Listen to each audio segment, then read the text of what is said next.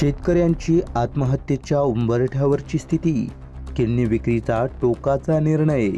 वाशिम जिल्ह्यातील अडोळी येथील एका शेतकऱ्यानं स्वतःसह पत्नी आणि मुलांच्या किडनी विक्रीचा निर्णय घेतल्याची धक्कादायक घटना समोर आली आहे। शेतीसाठी घेतलेलं कर्ज फेडण्यास असमर्थ ठरल्यामुळे आणि सरकारनं कर्जमाफी नाकारल्यानं हा शेतकरी हताश झाला आहे। शेतीतील सततच्या नुकसानीमुळे आणि कर्जाच्या बोजाखाली दबून तो आर्थिक संकटात सापडला। हा शेतकरी बाजारात अंगावर शेतकऱ्यांचे अवयव विकत घ्या असा बॅनर लावून उभा राहिला।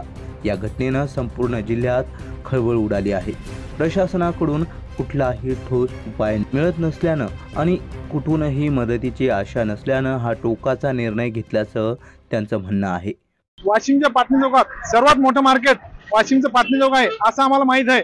त्यासाठी आम्ही आमच्या किडण्या घेऊन पाटणी चौकात आलो। सरकारने निवडणुकीपूर्वी आश्वासन दिलं होतं देवेंद्र फडणवीस साहेबांनी की तुमचा सातबारा कोरा करू, आणि आता 28 तारखेला उपमुख्यमंत्री देवेंद्र फडणवीस साहेब सांगतात की तुमचं 31 तारखेच्या आत तुम्ही पीक कर्ज भरून टाका। आम्ही कर्ज भरणार कुठून? शेतीच्या मालाला भाव नाही, कापसाला भाव नाही, सोयाबीनला भाव नाही। आम्ही कमी दरात सोयाबीन आम्ही विकलेली आहे। आता आमच्याकडे विकण्यासाठी काहीच नाही। त्यासाठी आम्ही आमच्या किडण्या, आमच्या अवयव, शरीराचे अवयव आम्ही घेऊन पाटणी चौकात इथे विकण्यासाठी आलेलो। आमच्या किडनीची किंमत मी स्वतः 60,000 रुपये ठेवलेली आहे। माझ्या पत्नीची किडनीची किंमत 40,000 रुपये ठेवलेली आहे आणि मोठ्या मुलाच्या किडनीची किंमत 20,000 रुपये ठेवलेली आहे आणि एक लहान मुलगा आहे त्याच्या किडनीची किंमत 10,000 रुपये ठेवलेली आहे। या किडण्या घ्या आणि आम्हाला योग्य दर द्या आणि आमचं कर्ज डोक्यावरचं हलकं करा। गेल्या काही वर्षात शेतकऱ्यांच्या आत्महत्येचे प्रमाण वाढले आहे। पाऊसमान अनिश्चित असणे, उत्पादन खर्च वाढणे, बाजारात हमी भाव न मिळणे आणि सरकारकडून मदत न मिळणे यामुळे शेतकरी दुष्टचक्रात अडकले आहेत। या परिस्थितीत सरकारनं तत्काळ हस्तक्षेप करून शेतकऱ्यांसाठी ठोस मदत जाहीर करावी अशी मागणी जोर धरू लागली आहे।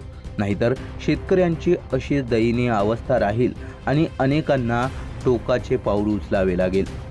कृषीप्रधान देशाच्या बड्या गप्पा आपण मारतो, मात्र कृषीप्रधान देशातील जगाच्या पोशिंद्याची अवस्था काय आहे याकडे सर्वांचे दुर्लक्ष आहे।